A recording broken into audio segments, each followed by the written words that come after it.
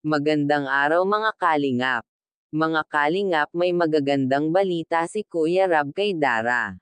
Pero bago po yan, kung bago lang po kayo sa channel ko, baka pwede po naman pa-like and subscribe my channel para lagi po kayong updated sa aking mga videos, at huwag din po natin kalimutan na suportahan ang ama ng kalingap na si Val Santos Matubang at Kalingap Rab Matubang, pati na rin ang mga viewers. Maraming salamat po.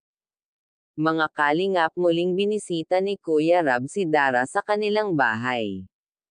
Naabutan nila ito si Dara na nakabihis na ito para pumasok sa eskwela. Kaya ito binisita nila Kuya si Dara dahil may magandang ibabalita ito kay Dara.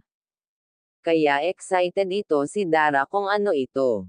Sinabi ito ni Kuya Rab na may nag-sponsor kay Dara trip to Baguio na kung saan ayaw ipaalam kung ang pangalan nito. Mga kalingap, siya din yung nagbigay kay Dara ng malaking halaga na pera. Kaya sabi ito ni Kuya Rab ay malaki din ang kanyang binigay pang trip to Baguio, ngunit ang sobra nito ay ibibigay kay Dara para ay dadagdag sa kanilang savings.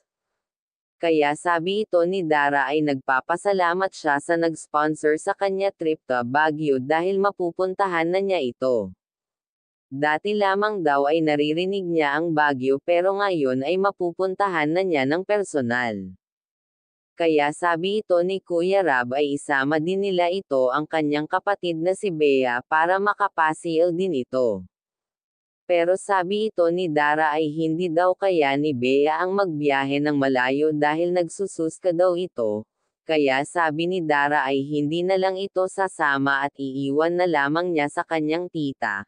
Kaya nagpapasalamat din siya sa lahat ng mga sponsor at tumulong dahil sa kanila ay nabago daw ang kanilang buhay. Nagpapasalamat din si Dara sa mga kalingap carpenters dahil sa mabilisang paggawa sa kanilang bahay. Kaya hanggang dito ang mga kalingap, maraming salamat po. Thank you for watching and God bless us all.